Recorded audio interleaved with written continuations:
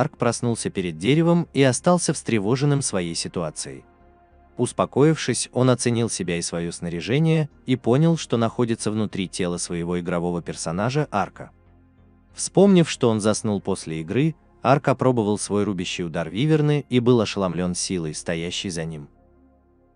Затем, пробуя магию, Арк произносит простое огненное заклинание, которое сжигает дерево. Я размышляю о том, как он может использовать магию, несмотря на то, что его класс не способен на это. Затем Арк предполагает, что он может использовать все предыдущие навыки, полученные на пути обновления его основного навыка Святая Ночь, что привело его к убеждению, что он суперсилен. Чувствуя голод и, к сожалению, оставшись без еды и финансирования, Арк произносит заклинание врат, чтобы телепортироваться куда-то. Но вместо этого его телепортируют со скалы, рядом с которой он стоял. Размышляя о том, как работает заклинание врат, Арк вместо этого использует другое заклинание, называемое перемещение в измерение. Благополучно приземлившись у речного ручья, Арк снимает свой шлем, чтобы напиться из него, но понимает, что его голова похожа на голову скелета. Вспоминая, что он выбрал аватар скелета еще в своем старом мире, Арк понимает, что если он войдет в город без шлема, с ним будут обращаться как с чудовищем. Поэтому он планирует постараться не привлекать к себе никакого внимания и телепортироваться в соседний город. Название города Лувьерт. И после небольшого изучения этого места Арк сталкивается с женщиной, спорящей со следователем из-за его неспособности получить информацию, для которой она его наняла. Как оказалось, эта женщина была эльфом, что поразило Арка, но вскоре он потерял ее из виду. Однако затем он находит городскую гильдию наемников и, войдя в нее, пытается получить лицензию. Поначалу мужчина-администратор утверждает, что для него было бы бессмысленно ее получать, так как он, судя по доспехам, которые на нем надеты, уже хорошо работает. Арк дает оправдание, и администратор верит в это, но сообщает ему, что прежде чем он сможет ее получить, ему придется пройти испытание. Испытание подразумевает, что Арк должен принести доказательство подчинения одной из трех вещей – зверя, монстра или бандита. Не теряя времени, Арк покидает гильдию, когда администратор и другой член гильдии делают вывод о предыстории Арка о том, почему он решил присоединиться к гильдии. После этого Арк убивает пару кабанов, а затем орка.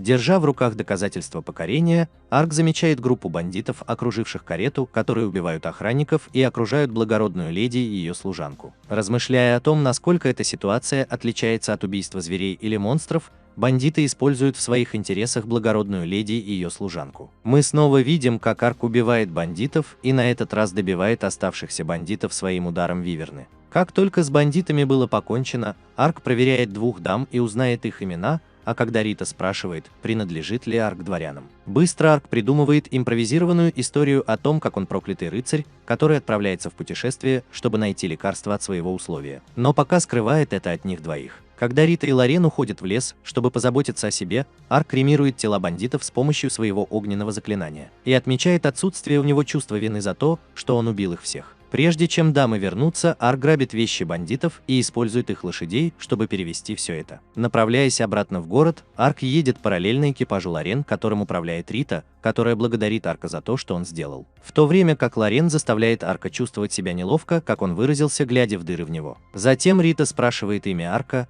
и он представляется как скромный путешественник по имени Арк. Вернувшись в гильдию, Арк сдает свою покоренную добычу и получает рунный камень от орка, которого он убил. И администратор советует ему удалять их всякий раз, когда вы убиваете монстра. После краткого объяснения того, во что могут быть превращены руны, Арку выдают лицензию, и он немедленно регистрируется в гостинице, где заказывает еду прямо в свой номер. Наслаждаясь едой и напитками, которые ему подали, Арк с нетерпением ждет завершения некоторых квестов на следующий день.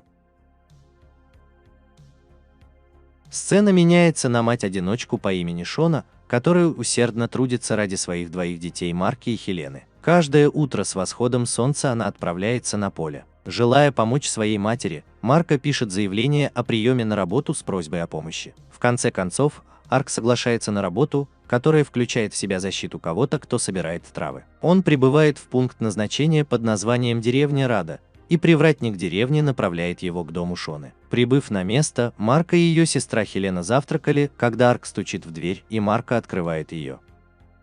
Она сразу же приходит в замешательство от большого присутствия Арка, который сообщает ей, что он принял их предложение о работе в гильдии наемников. В кратком воспоминании показано взаимодействие между администратором гильдии и Арком по поводу работы, и администратор предлагает Арку быть нежным с клиентом. Вернувшись в настоящее, Арку подают чай, и Марко вежливо спрашивает, могут ли они начать немедленно, на что Арк соглашается, и таким образом Марко готовится к встрече с клиентом. Работайте дальше. По пути к месту назначения Арк упоминает, что в деталях задания упоминаются клыкастые кабаны, появившиеся вокруг деревни, требующие защиты. Поэтому Арк спрашивает, почему Марко пытается выполнить эту миссию так быстро, и Марко признается, что ее мать скоро вернется домой и не одобрит то, что они делают. Она также просит, чтобы Арк держал эту информацию в секрете от ее матери, и далее рассказывает, что ее отец скончался в прошлом году и что ее мать воспитывала их одна. Ее мать взяла на себя смелость взять на себя работу ее отца по сбору трав, и Марко хочет, чтобы ее мама была счастлива. Это признание впечатлило и тронуло сердце Арка,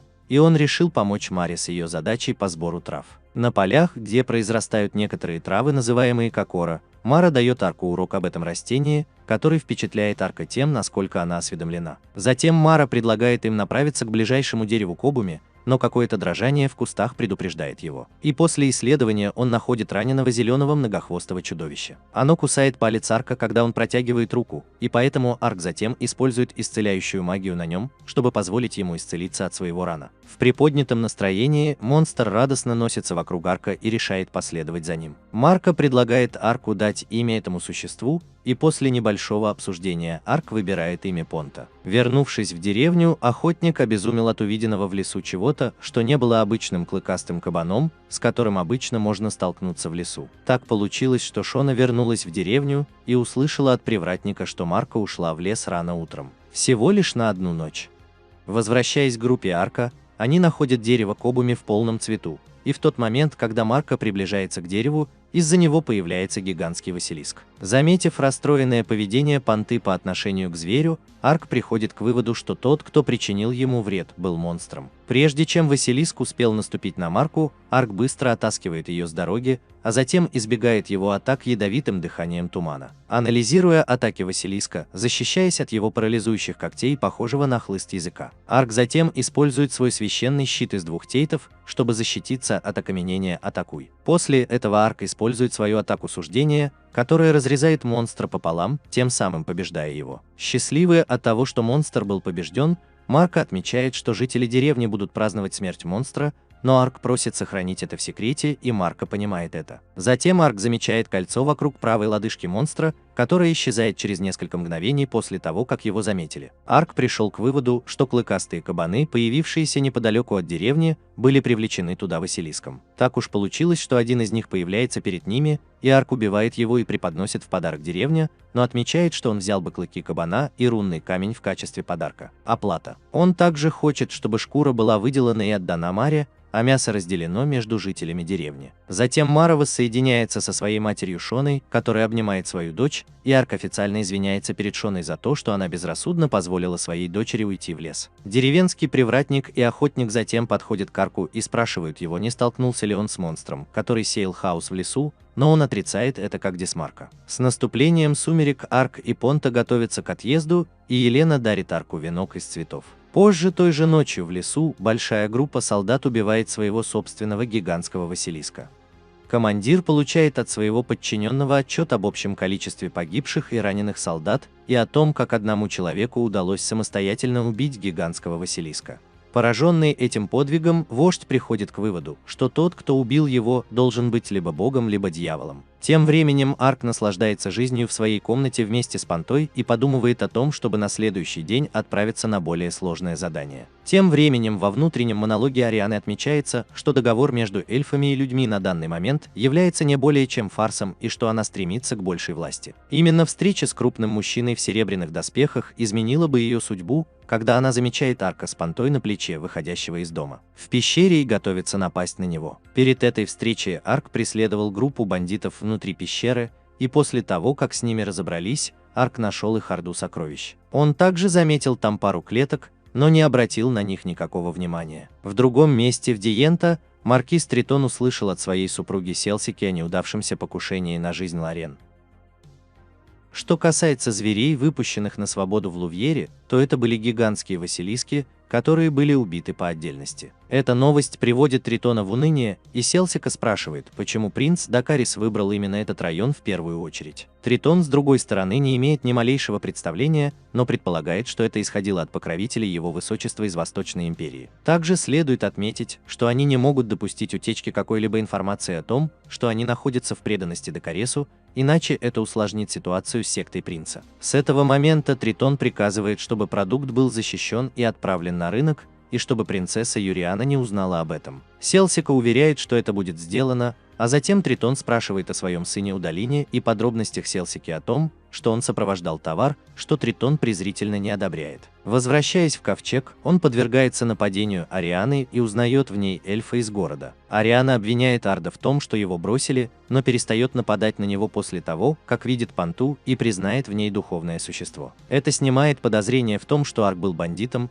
и Ариана рассказывает, что она слышала, что бандиты, которые находились там, охотились на эльфов. Понимая, что именно для этого и предназначались клетки, которые он нашел в клетке, Арк сообщает Ариане, что там не было найдено никаких эльфов, а затем узнает от нее, что эльфы это продали за высокую цену на невольничьем рынке. Перед тем, как Ариана убежит, Арк пытается предложить свою помощь, но Ариана категорически отвергает это предложение и убегает. Несмотря на то, что Арк был отвергнут, он твердо намерен помочь, так как считает, что это своего рода событийный квест. Вернувшись в свою комнату в гостинице, Арк наслаждается ужином и рассказывает о том, как он провел время с Арианой, которая не представилась ему. Но все же он надеется увидеть ее еще раз и планирует встретиться с ней на следующий день. Направляясь в место, которое, как он подозревал, находилось недалеко от эльфийского леса, Понта чувствует чье-то присутствие поблизости. Оказывается, что это была молодая эльфийская девочка, пытавшаяся сбежать от своих похитителей, но вскоре ее поймали. Вышеупомянутый Удолин был главарем бандитов, которые не только насмехались над девочкой за попытку побега, но и ранили ее ножом в ногу. Арк наблюдает за всем происходящим, и прежде чем он успел сделать хоть шаг, появляется Ариана и убивает пару бандитов с помощью ножа. Одним движением руки. Один из бандитов узнает в Ариане темную эльфийку, редкий тип эльфа, за которую он заплатит большую цену. Удален утверждает, что он не заботится о ней, и бандиты могут делать с ней все, что им заблагорассудится. Затем большое количество бандитов окружает Ариану, но она мгновенно побеждает их, и один из оставшихся бандитов узнает в Ариане эльфийского воина. Как только Ариана уничтожит почти всех оставшихся бандитов, Ариана окажется в затруднительном положении, когда Удолин возьмет в заложники одну из эльфийских девушек. Увидев возможность помочь, Арк появляется позади Удолина и использует против него свою броню Лариат, которой Кей обязан ему. Затем Ариана разбирается с оставшимися бандитами. Эльфийские пленники были спасены, и Ариана замечает, что на пленниках были ошейники, поедающие ману. Не имея ни малейшего представления о том, что такое ошейник, Ариана объясняет, что он подавляет их способность использовать магию духа. Арк накладывает проклятие на одну из эльфийских девушек, а затем исцеляет магией, чтобы залечить раны на девушке. Этот акт оставляет Ариану пораженной тем, как он смог совершить такой подвиг с помощью небольшого заклинания. Вскоре Арк снимет оставшиеся ошейники с остальных эльфийских девочек. Ариана призывает свое духовное существо, шепчущую птицу, чтобы передать сообщение о спасенных эльфах. В конце концов, на место происшествия прибывает пара эльфов в плащах и забирает бывших плененных эльфийских девочек. Когда эльфийские девочки исчезли из поля зрения, Ариана рассказывает о навыках и способностях, которые продемонстрировал Арк, и требует узнать, кто он на самом деле. Но Арк уверяет, что он не является ни одним из них. Важность. Как раз в тот момент, когда шепчущий фол возвращается и передает сообщение от кого-то, утверждающего, что штаб-квартира главного преступника находится в Дьента, и что они скоро туда переедут. В свете всего этого Ариана просит нанять Арка для оказания ему услуг. Тритон приставал к двум эльфам, связанным на кровати. Эльфийка говорит Тритону, что если он собирается совершать нечестивые поступки, то должен поскорее покончить с этим, о боже, о чем она только думает. Тритон готов поступить по-своему, но первый отчитывает своего сына Удалина за его недавнюю неудачу. Он говорит ему, чтобы он был очень внимателен, пока он показывает ему, как вести себя по-джентльменски с эльфами. В другом месте Арку и Ариане удается успешно приземлиться в особняке Тритона и привлечь внимание пары охранников. Используя свой удар виверны, Арк разрезает колокол, который отвлекает внимание и позволяет им проникнуть в это место. Затем Арк сливается со статуей рыцаря, которой стражники пробегают мимо них, ничего не подозревая. В этот момент Селсика сообщает Тритону о незваных гостях в особняке. Тритон спрашивает, почему они до сих пор не разобрались с этим, чтобы он мог вернуться к своим занятиям. Несмотря на то, что Селсика утверждает, что захватчики – монстры, дверь позади него взрывается. После того, как дым начинает рассеиваться и оседать из недавно образовавшейся дыры в стене, Трезубец задается вопросом, кто осмелился вторгнуться в его дворец. Арк и Ариана представляются и заявляют, что спасут сдерживаемых эльфов. Затем Ариана выводит из строя Тритона, в то время как Арк пугает дневной свет в удалине и в процессе находит потайную комнату. Арк собирался сообщить Ариане об этой находке, но она и другие эльфы были слишком заняты наказанием Тритона, что раздражало и Арка, и Панту. Как раз в этот момент прибывают охранники особняка, и Ариана использует огненное заклинание на своем мече, чтобы напасть на охранников, и просит, чтобы эльфы встретятся с Донкой. Затем два эльфа уходят, а Ариана идет проверить Арка, который крадет золото из потайной комнаты. Застигнутый врасплох, Арк заявляет, что он запрещает семье Диента перестраиваться в будущем, и Ариана покупает это. Несколько бомб взрываются по всему особняку, и из-за этого Арк и Ариана телепортируются в безопасное место. Хотя плата, которую Ариана приготовила для него, была недостаточной, она предлагает Арку сопровождать ее в эльфийские земли, где еще больше эльфов находятся в плену. Это предложение внутренне воодушевляет Арка, однако он сомневается, будет ли кто-то вроде него хорошо принят в этой стране. И Ариана признает, что ей придется поговорить со старейшинами. В ответ на это Арк утверждает, что он никогда не сможет снять свою броню. И Ариана спрашивает, почему, на что Арк спрашивает, обратила бы она на него свой меч, если бы увидела его лицо, и она обещает, что не стала бы этого делать. Таким образом, Арк снимает свой шлем и показывает Ариане свой истинный облик, а также краткое объяснение своего прошлого, утверждая, что он страдает от проклятия, которое изменило его внешность. Придя к выводу, что он не принадлежит к нежити, и доверившись ему за то, что он помог ей до сих пор, Ариана утверждает, что ему будут рады в стране эльфов. Более того, старейшина, возможно, сможет помочь ему вернуться в свою первоначальную форму.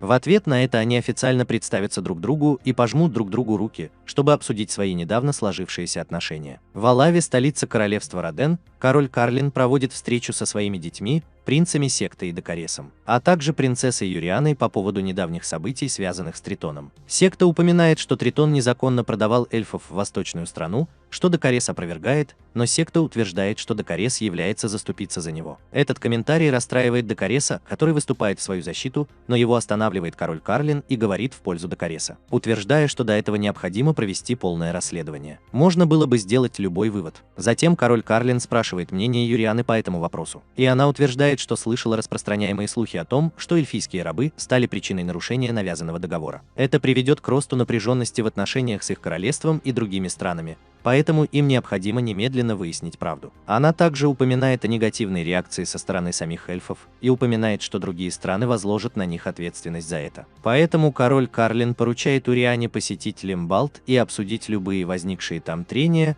после чего завершает встречу.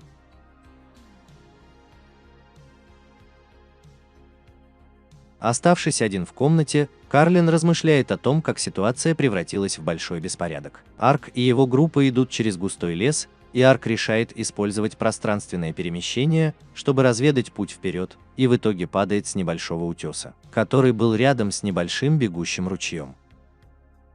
Они решили разбить там лагерь, и в ту же ночь Донка попросила птицу-шептуна передать Ариане сообщение, в котором сообщалось, что эльфы, которых они спасли, находятся под его опекой. Затем Арк спрашивает, как далеко они доберутся до места назначения Лалатои, и Ариана отвечает, что они должны добраться туда в течение 2 ночей. Поскольку Ариана все еще была голодна, Арк уходит охотиться на кабана, оставляя Ариану проводить время вместе с Пантой. Вернувшись в лагерь со свежепойманным кабаном, Арк застает Ариану, обнимающейся с Пантой. В свете этого Арк планирует провести некоторое время в обнимку с Пантой, что очень смущает Ариану. Некоторое время спустя в Алаве ее служанка Ферна подает Юриане чай. Когда она идет пить чай, она упоминает о своих подозрениях, что ее брат Дакарис замешан в инциденте с торговлей эльфами и что она будет преследовать его по этому поводу. Затем Ферна заявляет, что трон достанется Юриане в любом случае, но Юриана предупреждает ее, чтобы она не говорила так небрежно. По мнению Юрианы, главное – это переговоры с эльфами в Лимде и ничего больше. Ферна понимает это и утверждает, что она снова увидит свою сестру Сарьяну, и Юриане доставляет удовольствие знать об этом. Тем временем Арк и Ариана прибывают в пункт назначения Лалатою. По прибытии в Лалатою Ариана просит, чтобы ее пропустили внутрь и предоставили аудиенцию старейшине. Ворота в деревню открываются, и Ариана просит Арка подождать ее там, пока она не вернется. Арк остается за воротами до наступления сумерек, пока, наконец, ему не разрешают войти внутрь, и он следует за Арианой в дом старейшины, где он наслаждается пейзажем деревни. В доме старейшины Арка и Ариану встречают старейшина и его жена Дилан Ток Лалатая и Глёнис Альна Лалатая, оба из которых являются родителями Арианы. Дилиан официально благодарит Арка за все его достижения в эльфийской деревне, но он упрекает Ариану за нападки на поведение Тритона. Затем Арк вмешивается в разговор и, войдя в их дом, полностью объясняет Дилиан ситуацию. Понимая суть проблемы, Дилиан говорит, что сообщит об этом другим старейшинам в Мейпле, чтобы предупредить их о раскрытом контракте на торговлю людьми. После объяснения ситуации Гленнис приносит ужин, но Арку очень хочется поесть из-за его состояния. Однако стало известно, что Гленнис и Дилиан уже знают о состоянии Арка, и ему разрешено есть еду без страха. На следующее утро Арк просыпается и узнает, что Ариана и Дилиан уже уехали из Гленниса.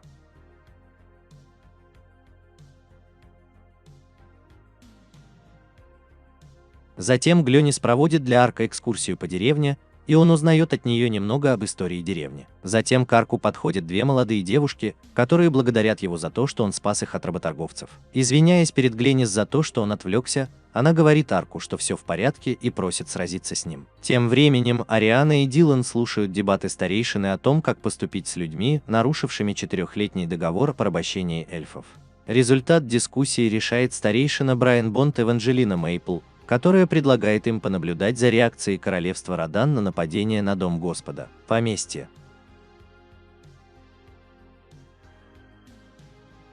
Вернувшись в ковчег, он сражается с Гленнис, которая быстро побеждает его своей игрой на мечах во время их совместного спарринга. Когда Ариана и Дилан выходят из ковена старейшин, Ариана официально извиняется перед своим отцом за исход встречи.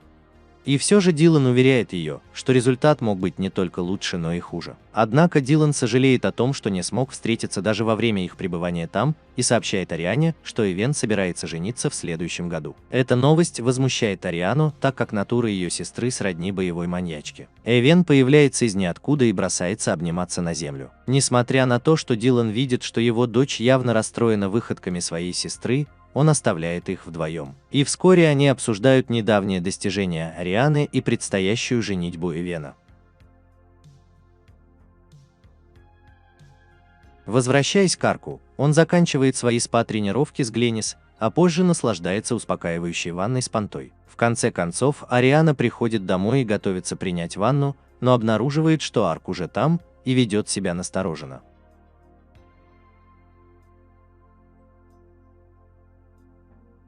После этого перед ужином Дилан кратко информирует Арка о текущей ситуации, которую решили старейшины. Он также нанимает Арка выследить имена, указанные в контракте, а также освободить всех эльфов, с которыми он столкнется, признавая, что оплата, которую он получит за эту работу, будет недостаточной. Дилан заключает сделку с Арком и предлагает ему информацию о том, как снять его проклятие, чтобы компенсировать его вознаграждение. Затем Дилан сообщает Арку о волшебном источнике рядом с короной лорда, который может снять проклятие. Однако это также место, где обитает повелитель драконов, и вдобавок к этой опасности здесь обитают духи животных, которые также обитают в этом районе. Из-за рисков, которые это налагает на человека, эльфу придется выступить в качестве посредника, чтобы получить доступ туда. Арк принимает эту награду, но внутренне отмечает, что его проклятие было очень важным. Затем Ариана заявляет, что присоединится к Арку в его поисках, и Арк соглашается на поиски. Лежа в постели, Арк размышляет о том, является ли его скелетообразный аватар проклятием или нет. Однако, если бы его состояние было проклятием, он смог бы рассеять его одним из своих заклинаний. Однако подобные заклинания причиняют вред нежити и могут причинить вред ему самому. Арк наложил на себя проклятие, чтобы проверить эту теорию, и к его удивлению оно сработало, не причинив никакого вреда. Арк думает о том, что его тело-скелет на самом деле является результатом проклятия, когда он и его команда отправляются в Олов, столицу королевства Роден. Он может использовать заклинание без проклятия на себе,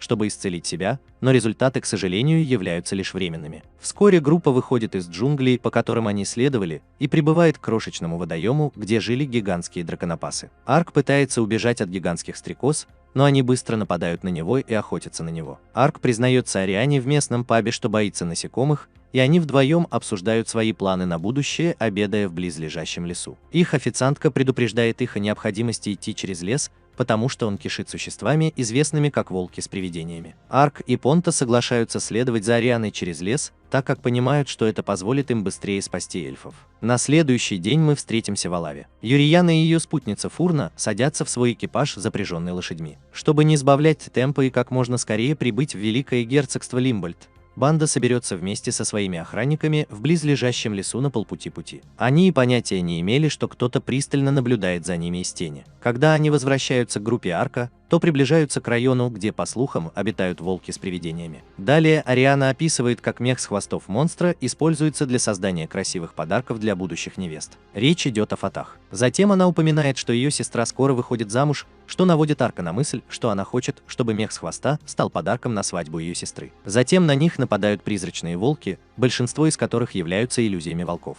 Призрачные волки терпят поражение от них обоих, и Арк быстро находит альфа-собаку стаи. Когда Арк сталкивается лицом к лицу с вожаком стаи, он замечает, что у него на ноге надето кольцо, похожее на то, которое он обнаружил на гигантском Василиске. Арку удается разорвать кольцо вожака стаи, позволив стае собраться и сбежать, после того, как он призвал своих членов присоединиться к нему. Ариана вскоре воссоединяется с Арком, и именно от него она узнает о кольцах, которые он обнаружил на Большом Василиске и волке с привидениями, напавшим на них. После этого объяснения они ненадолго останавливаются, чтобы Ариана могла собрать мех с мертвого призрачного волка. Путешествуя по дикой местности в своей карете, Юриана делится своими мыслями о задании, которое дал ей отец. Она полностью отдает себе отчет в том, что другой ее брат, Секта, позволил бы всему идти своим чередом, не вмешиваясь, и что ее брат Нижнеярис является вдохновителем создания эльфийских рабов. Именно в этот момент вагон начинает трястись, и несколько охранников снаружи кричат, что на них нападают. В то время как Понта возвращается к группе Арка, Ариана готовится освежевать хвостовую часть волка, когда Ариана чувствует звук на расстоянии и движется к нему. Ариана остается позади, чтобы подготовить хвостовую часть волка, в то время как Арк следует за ним. Один из 6 злоумышленников в капюшонах убивает Юриану и Ферну у ее кареты, а один из охранников Юрианы был сообщником. Вскоре после этого на место происшествия прибывают Понта и Арк. Огонь нападавшего повторяется, Барета и Ракшот атакуют Арка, который не восприимчив к ним, когда он осматривает Уярну и Ферна. Арк с удивлением обнаруживает, что нападавшие были теми же призрачными волками, что и раньше, когда он раздумывает, стоит ли произнести заклинание, чтобы оживить Ферну и Уярну. Когда Арк присоединяется к атаке, им удается убить парочку из них, в то время как остальным удается бежать из этого района. Так как все было решено, Арк принял решение наложить регенерацию на Юриярну, Фну и как можно больше ее охранников, прежде чем волки уйдут. Юриана на мгновение приходит в сознание, когда Арк делает это, и верит, что Арк ангел. Юриана, которую Ферна привела в сознание, обнаруживает, что большинство их охранников также были каким-то образом исцелены. Она объявляет об этом остальным своим охранникам, считая это выздоровлением и деянием Бога. Став свидетелем появления ковчега после того, как она объявила об этом издалека, Юриана собирается вместе с Арианой, которая выполнила свою собственную миссию. И они двигаются вперед. Когда они добираются до Олафа, они чуть не ввязываются в драку между молодой женщиной и 3 разгневанными парнями. Но молодая женщина, которая поворачивается, она превратилась в девочку-ниндзя и легко справляется с ними. Чиоми представляется как одна из 6 ниндзя клана Джиншин и выражает благодарность Ариане и Арку за освобождение пленников в Дьента. После этого они переезжают в гостиничный номер, где Арк и Понта представляются друг другу, в то время как Ариана делает то же самое. В ответ на вопрос Чиоми о том, почему Арк назвал ее ниндзя в Диента, Арк говорит, что ниндзя существуют там, откуда он родом. Чиоми удивлена этим и предполагает, что Арк может быть родом из того же района, что и великий основатель, живший 600 лет назад. Внутренне Арк считает, что его деревушка-ниндзя была основана 600 лет назад другим человеком из его мира. Затем Тиоми спрашивает Ариану, почему она хотела поговорить с Арком, и просит его помочь ей в спасении ее товарищей-солдат. В свете этого говорит, что он уже согласился помочь Ариане в спасении нескольких эльфов. Чиоми отвечает на вопрос Арианы о том, всегда ли она спасала людей в роли Аркмула по этому сценарию. В В свете этого Ариана соглашается с Челомином и решает поддержать ее в ее усилиях по освобождению плененных зверолюдей. Принц Дакарис устроил истерику в королевском замке, потому что призрачные волки больше не подчиняются ему. Кольца на волках, возможно, были каким-то образом повреждены, по словам Сентриона, еще одного человека, который присутствовал при этом, и Юриана, вероятно, все еще жива. Это серьезно помешает намерениям Дакара прекратить переговоры между эльфами и ней. Затем Дакарис спрашивает о личности преступников, на что Центрин отвечает, что они, вероятно, были эльфами и в конечном итоге добрались бы до Олафа. По совету Центуриона Дакарис едет в экипаже в свое безопасное место. Чиоми рассказывает Арку, что Ханзе, человек, а не зверь-человек, основал ее общину, когда они вместе с другими путешествовали по лесу. Она рассказывает, что Ханзе когда-то был шпионом империи Ревлон, который взял на себя смелость взять на попечение осиротевшего зверя-человека и обучить некоторых из них. В конце концов, они оказались на выездном рынке, самом большом невольничьем рынке в Олафе. К наступлению сумерек Чиоми пересматривает стратегию и приказывает Ариане и Арку действовать более осмотрительно, прежде чем поспешно удалиться. Чиом признает, что она не думает, что все вовлеченные смогут сбежать. Чиом отвечает на вопрос Арка о том, что выход был уловкой, сказав, что остальные 4 невольничьих рынка в Осло будут атакованы. Арк и Ариана полны решимости помогать до самого конца, вопреки надеждам Чиом на то, что жертвы с их помощью будут незначительными. Арк, который верит в свои способности к телепортации, обнаруживает через Чиом, что Хан способен использовать пространственно-временное ниндзюцу. Чиом вне себя от радости, узнав об этом, и спешит сообщить об этом своим товарищам. Она сообщает Арку и Ариане, что нападение на рынок произойдет этой ночью, и советует им приготовиться. После ужина Арк и Ариана возвращаются в свою комнату. Вскоре после того, как Арк надевает новую маску, к ним подходит Тиоми и ее компаньон Гомон. Арк спрашивает о Чиоме, когда он слышит имя Гамана, является ли это ее настоящим именем. Она отвечает, что это скорее титул, данный самому опытному в их клане. Гомон и Арк вступают в конфликт после того, как об этом узнают, но они быстро снова становятся друзьями. Арк и Гомон будут атаковать сзади, в то время как Ариана и Чиоми будут атаковать спереди. Гомон быстро бросает на себя разрушитель камней, когда Арк и Гомон приближаются к задним воротам, чтобы открыть входную дверь. Арк убивает многочисленных охранников внутри здания, а Гомон использует наруч, чтобы произнести заклинание, которое превращает его тело в сталь, разрушая оружие тех, кто напал на него. После этого Арк бросает каменный выстрел, который убивает больше присутствующих вражеских солдат, пугая их угрожающим смешком. Гомон использует это обстоятельство в своих интересах и наносит удар каменным копьем, который Арк дополняет каменным клыком. Но из-за кумулятивного эффекта, который это оказало в этом регионе, их заклинания затронули всю территорию. Чом и Ариана успешно обходят входные ворота на противоположной стороне форта и направляются к рынку. Дакарес, находящийся в безопасном убежище Ситрана, узнает от вышеупомянутого человека, что выездной рынок и 4 других рынка рабов также подверглись нападению в ночь налета. Дакарес выражает свое недовольство сложившимися обстоятельствами и требует, чтобы в места, подвергшиеся нападению, было отправлено подкрепление.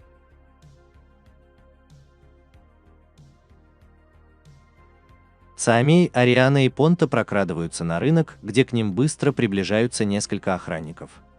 Жидкий волчий клык ниндзюцу Чиома уничтожает охранников с помощью И. Ариан использует свою магию огня, чтобы справиться с 4 охранниками после того, как они узнают о ситуации. Когда они прибывают в камеры содержания рабов, Тиоми называет себя членом клана Цзиньшань и говорит, что она здесь для того, чтобы освободить их всех. Когда Чиоми отпирает некоторые камеры, появляется несколько охранников, но Ариана с легкостью расправляется с ними. Арк и Гомон выбираются из-под обломков на рыночной территории, и вскоре к ним присоединяется группа Чиоми, которая рассказывает им, где находятся звериные люди. Арку и остальным остается вернуться на рынок и освободить еще больше рабов, удерживаемых в заложниках, потому что Гомон решает остаться один и защитить их в этом районе, если появится подкрепление. Когда они прибывают, Чиоми обнаруживает груду трупов, и один из рабов говорит им, что были убиты больные или инвалиды-рабы. Чиоми собирает вместе Арк, и после того, как они все собрались вместе с рабом в зале, их всех переносят наружу большими группами, используя силу Арка. Как только это было решено, Арк вернулся в рыночный комплекс, чтобы помочь раненому и измученному Гаману. Они легко уничтожили подкрепление благодаря использованию Арком своего каменного клыка и удара каменного копья Гамана. Затем эти двое снова встретились, принеся тела мертвых рабов вместе с Арианом и Кумом. Когда Кум стал свидетелем того, как Ариан сжигает тела после того, как они были должным образом и уважительно разложены на земле, она взяла на себя обязательство стать еще жестче. Когда принц секты узнал о беглых рабах и предполагаемой смерти Юрианы от рук Цитриона, он вступил в сговор сЦитрионом, чтобы убить Докариса. Секта просит Цитрана помочь распространить информацию о кончине Юрианы и радуется, что теперь он является единственным очевидным наследником. Когда они возвращаются в группу Арка, Арк и Гомон разделяют еще один мужественный момент вместе,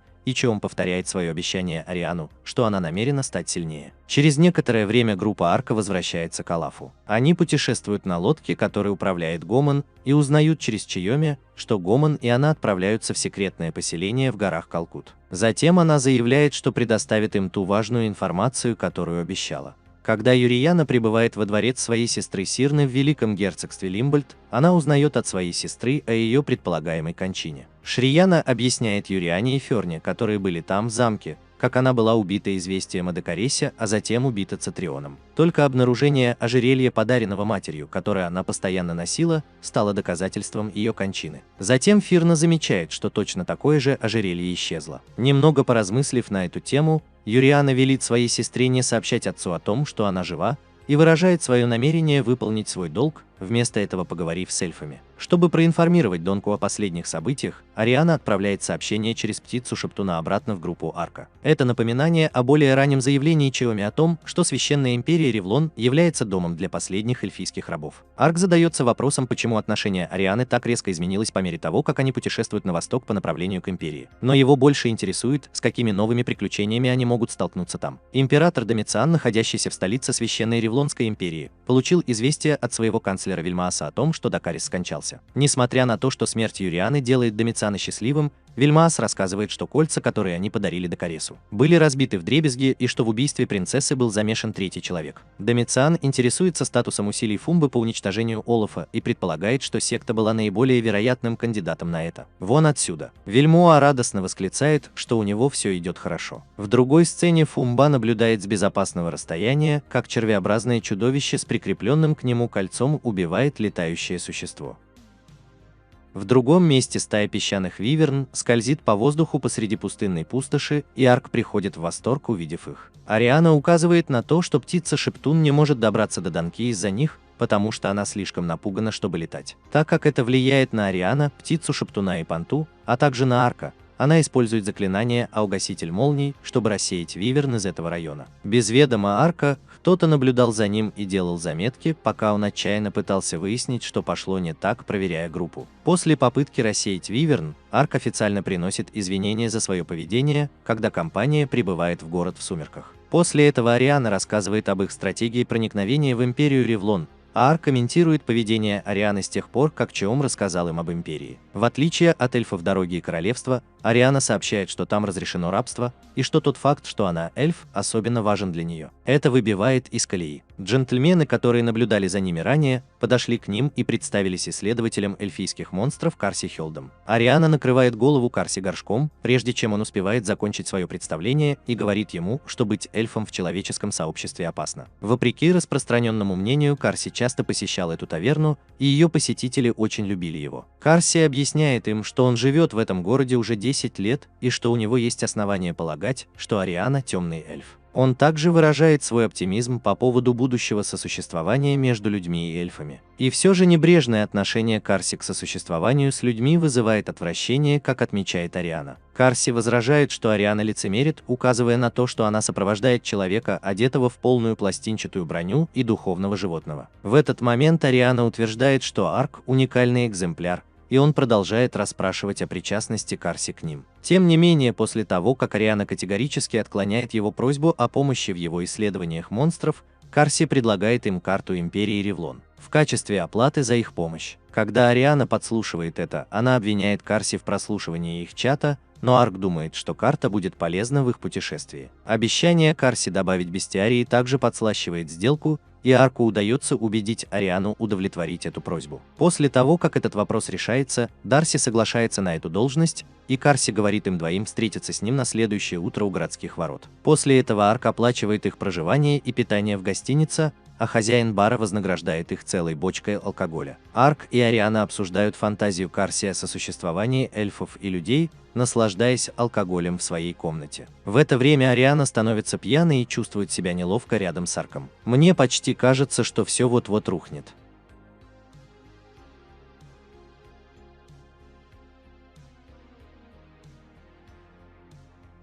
На следующее утро Ариана просыпается с похмелья и видит Арка в своей комнате в виде скелета. Позже они сталкиваются с Карси, который рассказывает им, что весь город слышал их прошлой ночью и знакомит их со своим другом. Ариана хочет убить Карси, услышав это, но Арк тем не менее останавливает ее. Сочетание похмелья Арианы, тошноты при движении и неприятного запаха, исходящего от их фургона, создает впечатление, что она совершенно нездорова. Карси говорит, что неприятный запах исходил от мертвых гоблинов, которых будут использовать в качестве приманки для ловли песчаного червя. После этого компаньон Карси-человек предлагает Арке бутылку чая, чтобы помочь Ариане справиться с похмельем. Ариана не решается выпить его, но Карси заверяет ее, что на его друга можно положиться. Затем Ариана выпивает его и хвалит, какой он замечательный, что заставляет подругу Карси улыбнуться. «На песчаных червей охотятся», — объясняет Карси, когда Арк расспрашивает о них подробнее.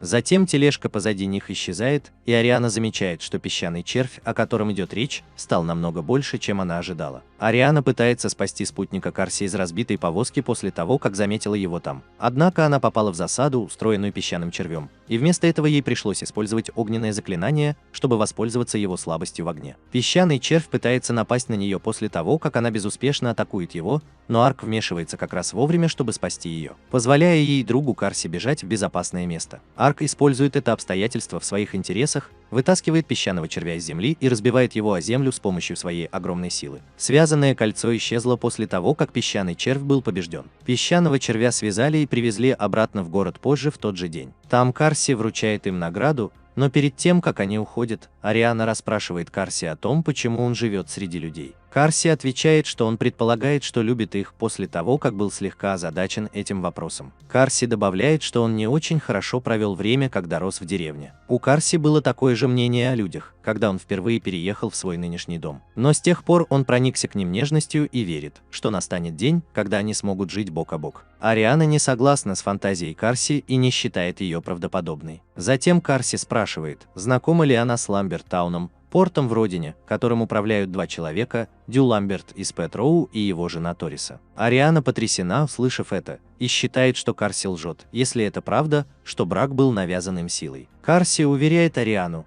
что это не Петрос освободил Торису из рабства. Вместо этого это был Петрос, и они влюбились друг в друга и поженились. С тех пор они работают над укреплением связи между эльфами и людьми.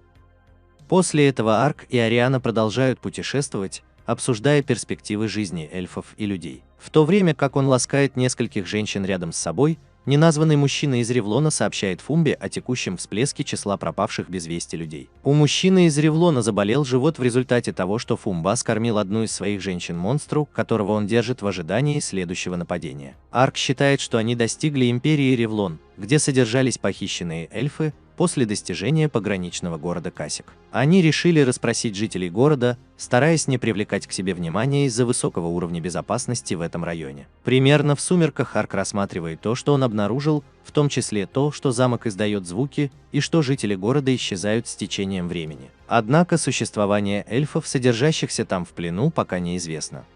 Прежде чем воссоединиться с Арианой, Арк и Понта слышат женский крик и обнаруживают женщину в переулке, к которой пристают трое мужчин. Когда Арк добирается туда, она разбирается с головорезами. Вскоре после этого в доме появляется Ариана и, увидев Арка с женщиной на груди, предлагает ей уйти. Напуганная зловещим голосом Арианы, женщина убегает. В тот вечер Фумба услышал в своей крепости от троих мужчин, которые пытались задержать леди в переулке, что они не увенчались успехом. Поэтому он скармливает их своему белому тигровому монстру. Арк наблюдает за колючим характером Арианы, когда банда приближается к крепости из-за пределов цитадели. Ариана обнаруживает потайную лестницу после того, как они оказываются внутри крепости, и когда они спускаются по ней, то замечают отвратительный животный запах. Двое охранников, охраняющих тяжелые железные ворота у подножия лестницы, быстро убегают, но Ариана изо всех сил пытается пытается отпереть их. Ариана раздражена тем, что дверь работает таким образом, когда Арк пытается открыть ее и обнаруживает, что она открывается. Ариана обнаруживает куски меха животных, разбросанные по земле за воротами, где были ряды тюремных камер, которые ужасно разрушались. Затем Понта обнаруживает еще одни железные ворота, которые открываются дугой и ведут банду в большое подземное помещение, окруженное колоннами. Затем появляется Фумба и говорит, что пришел посмотреть, что разбудило его создание. Затем он видит Ариану и говорит ей, чтобы она принадлежала ему и управлялась с ним, решив, что она привлекательна. Фумба приходит в восторг и ярость, когда Ариана, которая кажется одержимой, нападает на Арка и признается, что она темный эльф. Затем Арк пытается использовать проклятие против Арианы,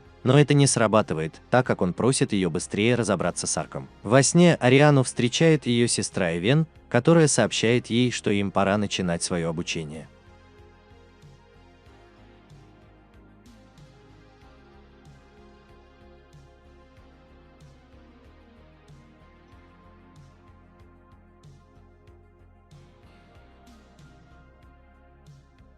Он продолжает описывать, насколько он искусен в своей работе, которая касается Арка, и замечает, что кольца на его поясе напоминают те, что он видел раньше. Раньше, во время путешествия, Фумба вызывает своего белого тигрового монстра, чтобы разобраться с Арком после того, как он решил, что тот ему не верит. Арк помещает Ариану в безопасное место и расспрашивает Фумбо об эльфах, которые высадились там 4 месяца назад. Впоследствии Фумба признается, что хотя большинство из них были доставлены в Империю для проведения магических исследований, он использовал остальных для собственного удовольствия. Услышав это, Арк одним движением отрубает голову монстру и признает, что с момента прибытия в эту страну он столкнулся с в этом есть изрядная доля злодейства. Однако, по признанию Арка, действия Фумбы горячо разожгли пламя его ярости до предела.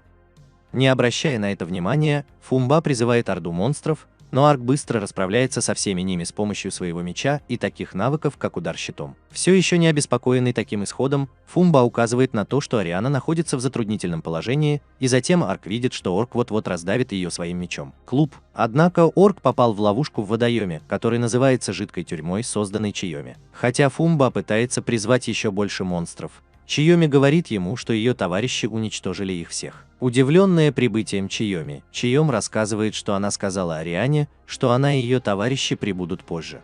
Арк понимает, что Чиом была осведомителем Арианы и не узнала ничего из этого от Арианы из-за ее колючего отношения. Как раз в этот момент земля начинает дрожать, когда Фумба заявляет, что его шедевр голоден, и они сведут счеты снаружи, и убегает с места происшествия. Телепортируясь наружу с Арианой на руках и Понтой и Чиомом на плечах, Арк узнает монстра, который убегает из крепости как гидру.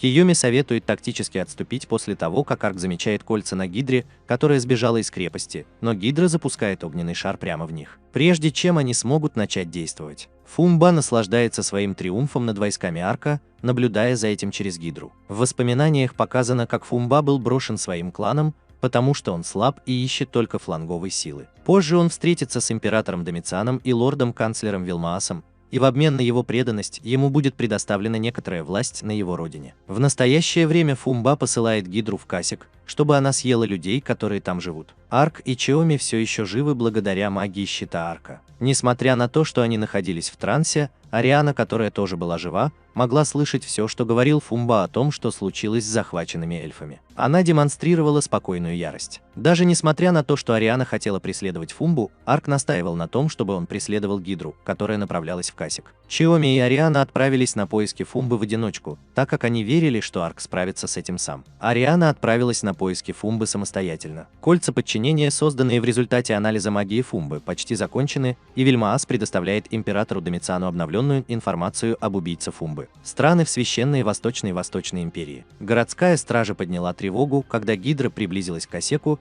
и начальник охраны отдал приказ готовиться к эвакуации. Когда Арк наконец догоняет гидру, он использует свой удар виверны, чтобы втянуть ее в себя, прежде чем нанести удар щитом и броневым лассо. Фумба, который в восторге от происходящего, наблюдает за всем происходящим. Арк использует пространственное перемещение, чтобы избежать огненного дыхания, но одна из голов укусила его. Голова, которая поймала Арка в ловушку, была уничтожена в процессе, когда он использовал магию, чтобы защититься от огненных шаров другой головы, которые были готовы выстрелить в него. 3 головы Гидры были уничтожены Арком, используя его способность суждения, но позже они появились снова. Арк телепортируется на безопасное расстояние и готовится произнести заклинание, которое он никогда раньше не использовал, чтобы призвать Ифрита на битву с Гидрой. В другой сцене Понта ведет Чома и Ариану к месту, где находится Фумба. Он был удивлен, увидев там Ариану, и предположил, что она здесь для того, чтобы стать его женой. После короткого разговора Фумба снова пытается овладеть Арианой с помощью какого-то беса, но она убивает их раньше, чем он успевает это сделать. У Чиоми также есть шрамы на спине, которые показывают, что когда-то он носил там особую печать магического креста, чтобы помочь контролировать своих монстров. Фумба предупреждает их, что из-за того, что Гидра больше не находится под его властью, все жители города погибнут. Ариана продолжает сжигать Фумбу своим огненным мечом после того, как заверила Чиоми, что все будет хорошо, потому что Арк там внизу сражается с Гидрой. Вернувшись на сторону Арка, Гидра была уничтожена совместными усилиями Арка и Ифрита, его призывателя. Птица-шепот, посланная Доной, уведомляет Арка после того, как он перегруппировался с Арианом, Чиоми и Понтой, что принцесса Юриана встретилась с одним из великих старейшин эльфов, Фангасом. Они встретились для того, чтобы решить проблемы между их отдельными королевствами. Заговорщики, которых также называют Империей Ревлон, это секта принцев и Дакарис. Принцесса Юриана клянется, что королевство Улов окажет помощь в защите эльфийских территорий, если Империя Ревлон вторгнется на них. Фангас пожимает руку Юриане в знак того, что он принимает эти условия. Пока они возвращаются к группе Арка по грунтовой тропинке, Арк и остальные обсуждают, как люди и эльфы могут мирно жить вместе. Сатрион информирует принца секты о том, что принцесса Юриана выжила и что ее переговоры с эльфами в королевстве Алавы увенчались успехом. Принц секты отвергает идею о том, что здесь может быть двойной агент, и говорит, что они пойдут к своей цели другим путем. Юриярна, которая живет в своей комнате, уверена, что ранее она скончалась, но была воскрешена, чтобы выполнить указания своего ангела. Когда Домициан узнает о смерти Гидры и Фумбы, он совсем не чувствует печали и хочет знать, кто убил Гидру. Тем временем Тиоми случайно узнает личность Арка и получает информацию о его здоровье. Было решено, что Ариана направит Арка к лорду Короне, как только они прибудут в Лалатую. Арк, который с нетерпением ждет каникул, просит разрешения посетить родной город Сиомой, и она застенчиво соглашается.